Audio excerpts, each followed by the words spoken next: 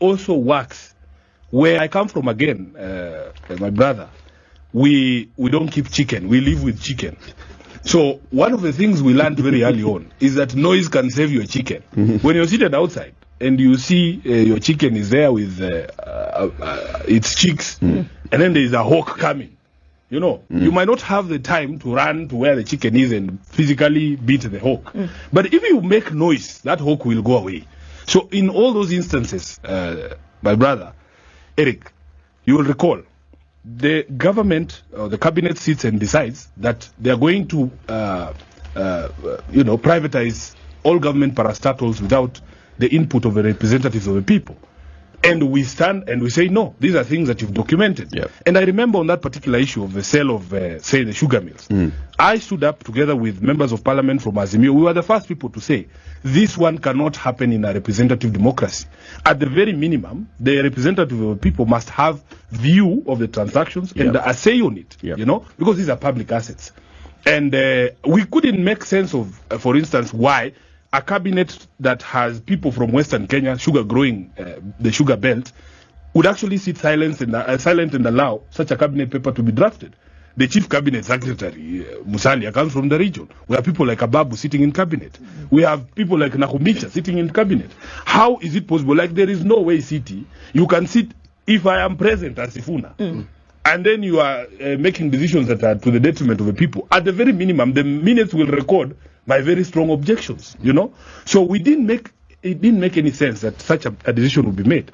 And we stood up and we said, no, this is wrong. And I remember going to Western Kenya and telling the people there that on this particular decision of sale of Nzoia sugar and Mumia sugar, make a list of all your children, all your sons and daughters. Column A, column B. Sifuna, on the sale of Mumia sugar without parliamentary oversight, what say you? Yes or no? And start from, you know, they call themselves kingpins and third in command. Start with those ones. The small people like me put me at the bottom. Yeah. So what does third in command, Speaker Wetangula, say on this one? Yes or no? And you can see that from that public pressure and the noise that we made, that decision was overturned. We come to the question of this so-called G2G, government to government oil deal. The private sector, like for me, I like to hear from experts, people who know things more than you, because it doesn't matter how clever you are, you don't know everything, you know. So you sit with people from KEPSA, you sit with people from the Kenya Association of Manufacturers. They take you through these things. They tell you this is the problem with this particular deal. How is it possible that I can sit and listen to these people, the industry experts, and the government is ignoring them? Even on the finance bill, how many memoranda were presented from the people who actually do that business, even on this KNTC importation of cooking oil and so on and so forth, have come out very strongly to say this thing is not, it doesn't make sense. You call something Mama Pima and then you sell it for 185,000 shillings, which Mama Pima can afford 185,000 shillings for that machine. If you go to Kibra, if you go to Madare, Mama Pima has existed for years without machines. Ana Pima na macho. Yes.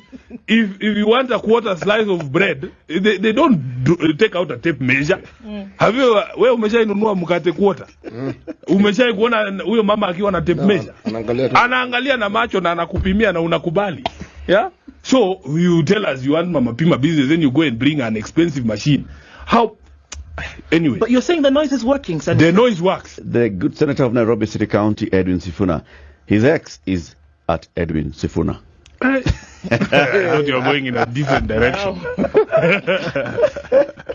Okay.